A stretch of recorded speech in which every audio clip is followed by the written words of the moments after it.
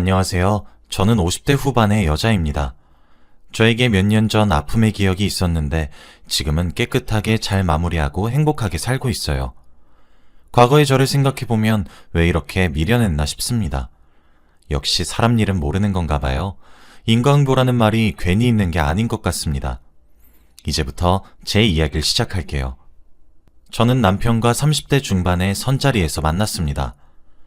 애초부터 저희는 결혼을 전제로 만났던 사이였기 때문에 서로의 깊이 알 수 있게 되었어요.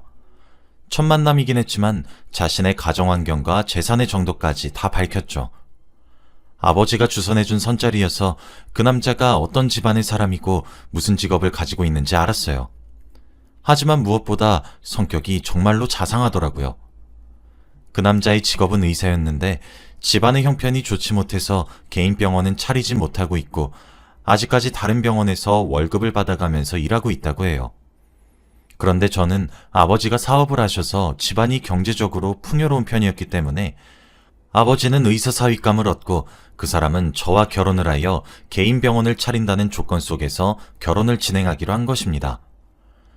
그 사실을 다 알고 선자리에 간 거라서 솔직히 사람에 대한 기대는 없었어요. 그저 개인 병원을 차리고 싶은 욕망 때문에 사랑하지도 않는 사람과 결혼을 하는 인간이라고 생각했죠. 그런데 생각외로 너무 다정하고 자상한 게 제 마음에 쏙 들었습니다. 저희는 그날 밤 밤을 지새우면서 많은 이야기를 나누었고 서로에 대해 푹 빠졌죠. 연애는 딱 3개월 하고 바로 결혼식을 올렸습니다. 주위 사람들이 저희 부부를 쳐다보는 눈초리가 심상치 않았지만 저희는 그런 거 상관하지 않았어요. 저와 남편은 서로만 중요했거든요. 결혼 후 저희는 더 뜨거웠답니다. 솔직히 남편이 개인 병원을 얻게 되면 저와 거의 남남 수준으로 지내게 될 줄 알았어요. 하지만 자신의 병원을 얻어도 저를 사랑해주고 아껴주는 건 여전했죠. 저희의 사이가 좋으니 당연히 아이도 빨리 생기게 되었습니다. 나이도 나이인지라 얼른 아이를 낳고 싶어서 낳았더니 아들이었어요. 사실 남편의 집안이 많이 가부장적인 편이어서 아들을 꼭 낳길 원하셨는데 다행히도 아들을 낳았습니다. 아들을 키우며 돈은 절대 아끼지 않고 아들이 먹는 건 제일 비싸고 좋은 걸로 먹이고 입혔어요. 다행히도 저희 아들은 엇나가지 않고 저희의 기대를 충족시켜주는 착한 아들로 자랐죠. 제가 집에서 아이를 돌볼 동안 남편은 자신의 병원에서 일을 했는데 정말 다행스럽게도 병원은 입소문을 타서 승승장구했어요. 사실 아버지가 주위 사람들한테 많이 홍보한 것 같긴 하지만 남편은 아마 그 사실을 모를 겁니다. 아무튼 이렇게 순탄한 인생을 살다 보니 주위 사람들한테 부러움도 많이 샀어요. 다들 제 결혼식 때 3개월 연애하고 결혼한다며 손가락질을 많이 했는데 이렇게 잘 사는 걸 보니까 부러워하더군요. 남편은 의사에다가 애처가이고 아들은 공부도 잘하고 얼굴도 잘생겼다고 말이죠. 솔직히 저도 저희 가정이 너무 자랑스러웠고 뿌듯했습니다. 아들은 어느덧 고등학생이 되어서 알아서 척척 잘 해냈고 남편도 병원 일을 열심히 했죠. 저는 시간이 비는 날이면 백화점 쇼핑을 가거나 친구들을 만나서 수다도 떨고 그랬습니다. 정말 행복했어요. 저는 제 행복이 영원할 줄 알았습니다. 그렇게 저희는 40대 중후반의 부부가 되었죠. 아들은 그동안 고등학생이 되어서 다른 지역에 있는 학교를 다니게 되어 기숙사 생활을 시작했고 집에는 저와 남편 둘이서 살고 있었어요. 남편은 여전히 저에게 다정했고 저를 아껴주었죠. 정말 이 사람과 결혼을 하지 않았다면 어땠을까 하는 생각까지 들었습니다. 그런데 어느 날 한 여자가 저를 찾아왔습니다. 그때 저는 백화점에서 쇼핑을 하고 있었는데 누군가 제 팔목을 턱 하고 붙잡더라고요. 너무 놀라서 뒤를 쳐다보니 한 여자였습니다. 나이는 20대 중후반으로 보였는데 저에게 단단히 화가 난 표정이더라고요.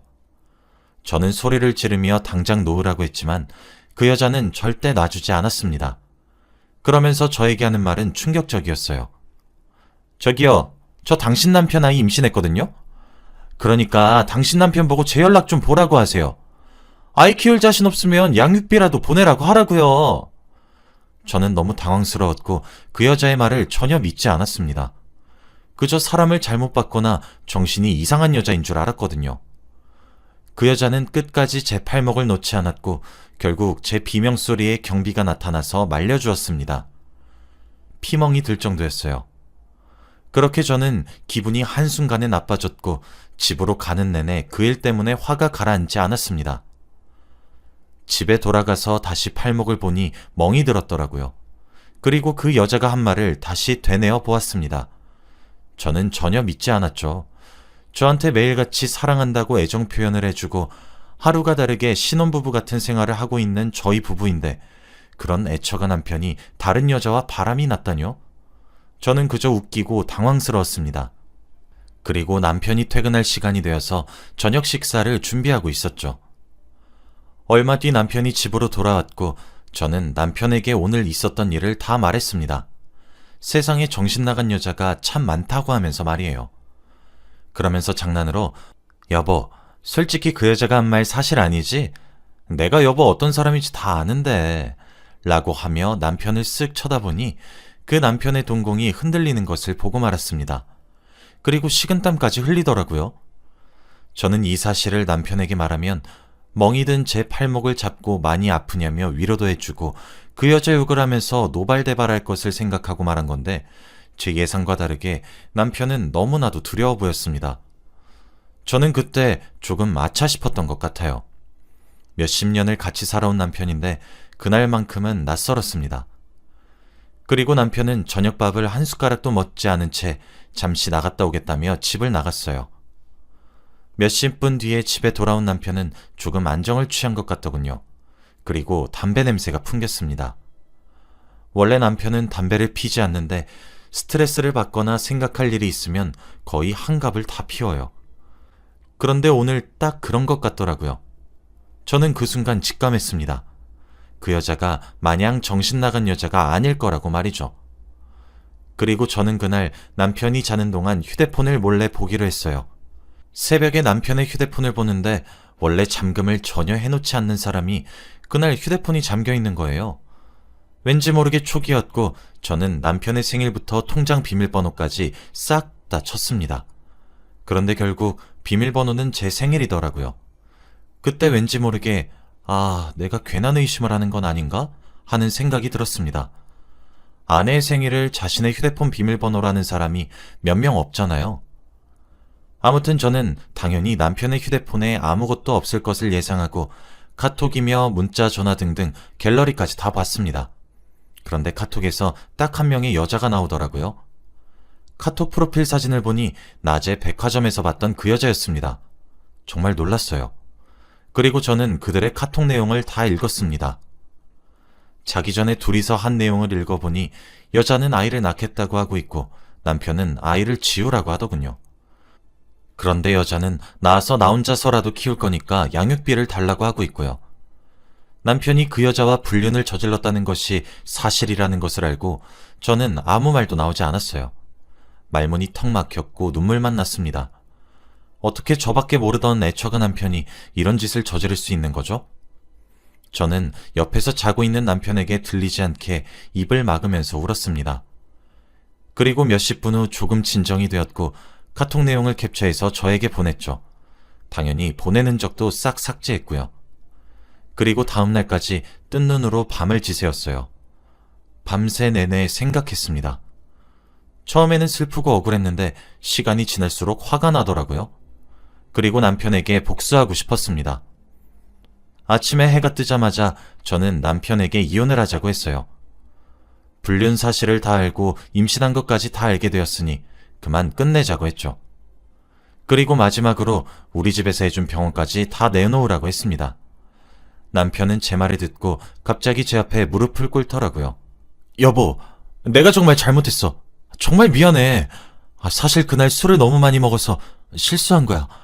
난 전혀 기억도 안 나고 그 여자가 나 갖고 논 거라니까? 정말 미안해. 다신 안 그럴게. 저는 제 앞에서 무릎을 꿇고 두 손을 싹싹 빌고 있는 남편에게 말했습니다. 오늘 안에 여기 있는 당신 짐 다 뺄 거니까 그렇게 알고 당신 병원은 이번 달까지만 하고 다음 달부터는 방 빼. 그리고 저는 집을 나섰습니다. 그리고 친정집에 돌아갔어요. 다들 아침 식사를 하고 계시더라고요. 부모님은 아침 일찍 온 저를 보고 굉장히 놀라셨고 저는 거기다가 이혼하겠다고 말씀드렸습니다. 남편이 다른 여자와 아이를 가졌다는 것은 도저히 말할 자신이 없었고 그저 성격 차이 때문에 그렇게 됐다고 말했죠. 부모님은 의사 사위를 잃는 게 아쉬워하셨지만 저에게 별말하지 않았어요. 신혼집도 저희 집에서 해준 것이기 때문에 저는 잃을 것도 없었죠. 당장 그날 부동산에 가서 집을 내놨고 사람을 시켜 남편의 짐도 다 뺐습니다. 그리고 조용히 합의 이혼을 했죠. 그동안 아들에게는 단순히 성격 차이 때문에 이혼을 한다고 했지만 워낙 금슬이 좋은 걸 알고 있었기에 믿지 않는 눈치더라고요. 그래도 이유를 물어보지 않았고 그저 알겠다고만 했습니다. 저는 집으로 돌아와서 저만을 위한 시간을 가졌어요. 배우고 싶었던 것도 배우고 주위 사람들을 더 챙기면서 말이죠. 그렇게 한 1년 반 정도가 지났는데 그동안 정말 행복했습니다.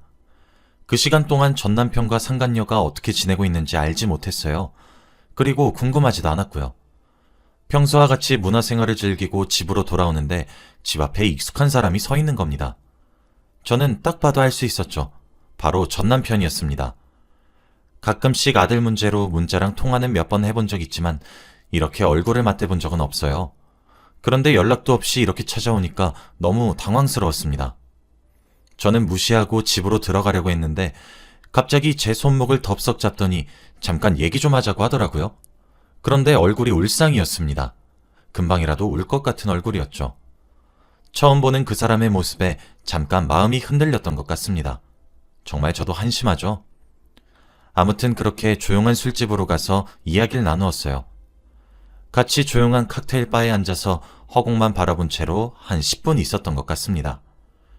그 사람은 계속 울상인 채로 말을 주저하고 있었고 저는 그 사람이 입을 열길 기다리고 있었죠.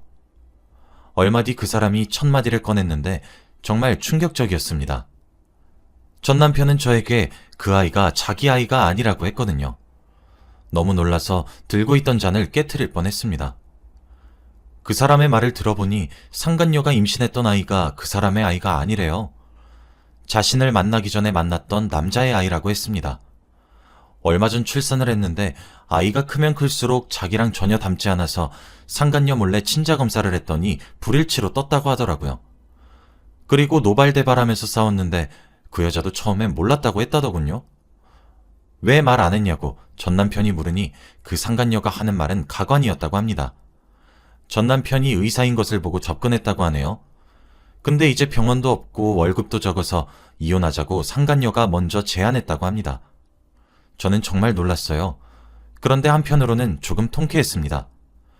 저버리고 그런 해픈 여자한테 홀라당 빠져버렸으니 말이죠. 전 남편은 그 말을 하면서 눈물을 흘리는 것 같았고 앞으로 어떻게 해야 하냐고 버려지는 기분이라고 울더군요.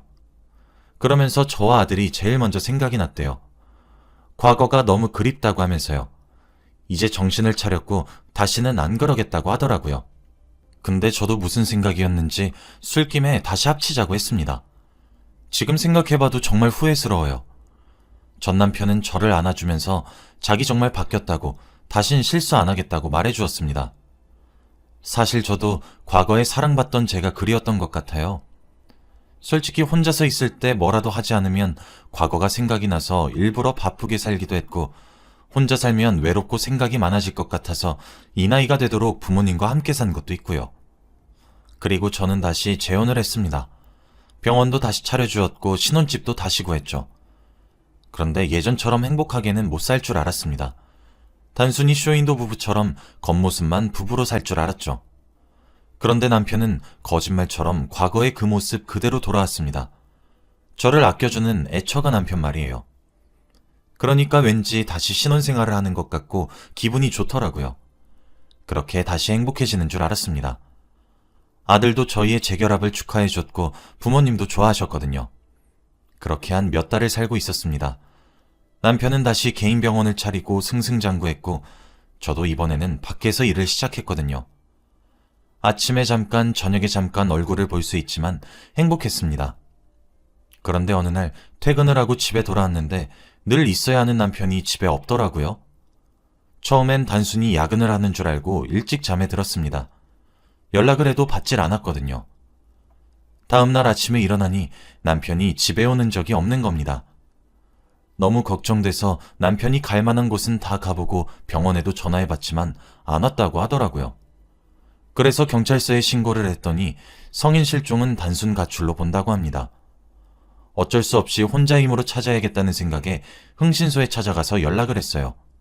저희 남편을 찾아달라고 말이죠.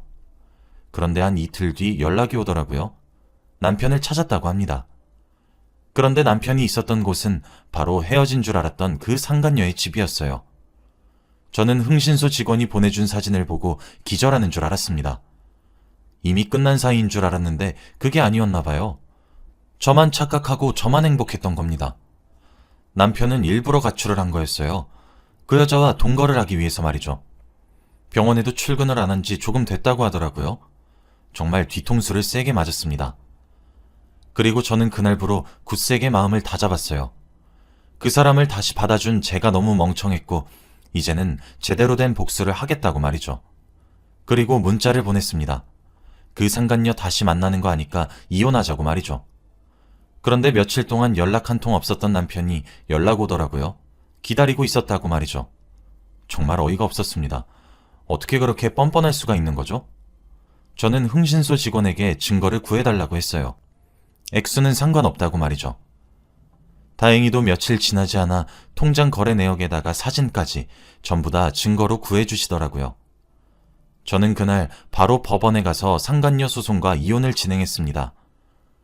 며칠 뒤 송장이 그들에게 전해졌는지 저에게 연락이 오더라고요. 남편은 이혼할 거면 깔끔하게 저번처럼 합의 이혼을 하자고 했고 상간녀는 왜 자신이 상간녀냐며 이 사람과의 아이도 있다고 뻔뻔하게 화를 냈죠. 저는 증거가 모일 만큼 모였다고 판단돼서 말도 없이 그동안 모아두었던 증거를 모두 각자 회사로 보냈습니다. 첫 번째 이혼을 할 때 모아두었던 카톡 내용부터 말이죠. 그리고 소송 중에 알게 된 사실이 상간녀 주소지가 부모님 명의로 얻어주신 원룸이더라고요. 저는 그들이 저한테 무슨 짓을 했고 어떤 사람들인지 전부 회사로 내용 증명해서 남편과 그 여자의 회사로 보냈죠. 그동안 저한테 화도 내고 욕도 하고 집까지 찾아오기도 했지만 저는 아랑곳하지 않았습니다. 오히려 그들이 그럴수록 저는 더 복수심에 불타올랐거든요. 그렇게 저는 재판 결과 당연히 승소했어요. 그 여자는 보험을 파는 설계사였는데 회사 이미지 망친다며 잘렸고 요즘에는 퇴직금을 제가 다 받을 수 있는 법이 있더라고요. 그래서 기분 좋게 그 상간녀의 퇴직금을 제가 받았습니다. 그리고 남편 개인 병원은 진작에 방 빼고 다른 실력 좋은 의사 들였고요. 드디어 모든 게 제가 원하는 대로 흘러갔습니다. 그 상간녀와 남편은 일자리도 잃고 돈도 잃고 탈탈 털린 채로 저와 인연은 여기서 끝났습니다. 그리고 저는 이제서야 좀 속이 후련하더라고요. 과연 돈도 없고 직업도 없는 채로 둘이서 아이를 키우며 행복하게 살 수 있을지 기대도 됐습니다. 저는 이제 집에서 나와 혼자서 살기 시작했고 평범한 나날들의 연속이었어요. 그동안 많은 사람들도 만나고 동호회도 가입해서 취미생활도 만들었죠. 왜 진작에 해보지 않았나 싶었습니다. 아들은 우연히 저와 남편 사이의 이야기를 모두 알고 그런 사람은 자신의 아버지가 아니라며 연을 끊었고 저와만 연락하고 지내요. 그리고 저도 그 사람이랑 전혀 연락하지 않고요. 아들은 지금 군대에 가 있습니다. 어느덧 전 남편과 이혼한 지 2년이나 되었더라고요. 그런데 얼마 전 저에게 한 통의 전화가 왔습니다. 퇴근을 하고 집에 가는 길에 모르는 번호로 전화가 오길래 회사 사람인 줄 알고 받았어요. 그런데 혀가 꼬부라진 목소리라고 저한테 대뜸 화를 내는 겁니다. 처음에는 잘못 거신 건가 싶었는데 저는 목소리를 듣고 누군지 알 수 있었어요. 바로 2년 전 저에게 상간녀 소송을 당했던 그 여자였습니다.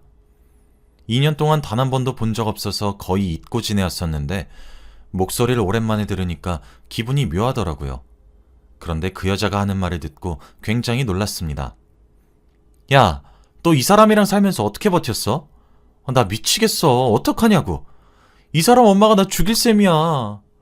그 뒤로는 발음도 어눌하고 술에 잔뜩 취해서 알아들을 수 없었고 저는 바로 전화를 끊어버렸습니다. 2년 동안 전 남편과 연락을 한 적도 없는데 그의 상간녀한테서 연락을 받을 줄은 꿈에도 몰랐네요. 그런데 그 전화를 받고 저는 기분이 나쁘다기보다는 통쾌했습니다. 왜냐하면 그 여자가 말한 건 바로 전 남편의 어머니 때문이에요. 저의 전 시어머니죠. 전에 제가 시어머니가 많이 가부장적이었다고 했던 거 기억하시나요? 그런데 아마 그 시월들을 상간녀가 똑같이 겪고 있는 것 같습니다. 전 남편은 완전 마마보이였고 시댁은 시월드였기에 결혼 생활 동안 정말 고생했었습니다. 시어머니는 굉장히 옛날 사람이라 며느리는 종이고 시어머니는 하늘이라는 사상이 머릿속에 박혀 있었고 저보고 남편과 시어머니에게 납작 엎드려야 한다고 하는 것으로 모자라 자신을 하늘처럼 모시라고 했습니다. 그런데 더 웃긴 건 전 남편은 그걸 당연하다고 생각했죠. 그 집안 사람들이 어릴 때부터 그렇게 교육을 받았더라고요. 사실 이혼 사실과 남편의 불륜, 그리고 상간녀의 임신까지 시어머니한테 다 말했었어요. 그런데 돌아오는 대답은 오히려 잘 됐다였습니다. 그 뱃속에 있는 아들도 자기 손주라면서 상간녀 편을 들었거든요. 정말 다시 생각해봐도 끔찍한 기억이었습니다. 그래도 남편을 사랑한다는 마음가짐 하나로 시댁살이를 버텨왔었죠. 이제는 상간녀가 제가 겪었던 시댁살이를 겪나봅니다. 오죽하면 상간녀가 저보고 어떻게 버텼냐고 다 죽어가는 목소리로 전화를 했을까요? 정말 통쾌했어요. 애가 있어서 이혼도 쉽지 않을 테고 이혼을 하더라도 마땅한 직업도 없으니 아이를 놓고 가야겠죠. 그날 정말 기분이 좋았습니다. 세상 일은 정말 모르는 것 같아요. 인과응보라는 말이 괜히 있는 게 아닌 것 같습니다. 여러분들도 꼭 착하게 사시길 바랄게요. 결국에는 자기 자신한테 다 돌아오는 것 같아요. 요즘은 너무 행복한 날들을 보내고 있습니다. 아들은 곧 군대 휴가를 나오고 저도 평소와 다름없이 일을 하러 다니고요. 앞으로도 이런 날이 가득했으면 좋겠습니다. 제 이야기는 여기까지예요. 들어주셔서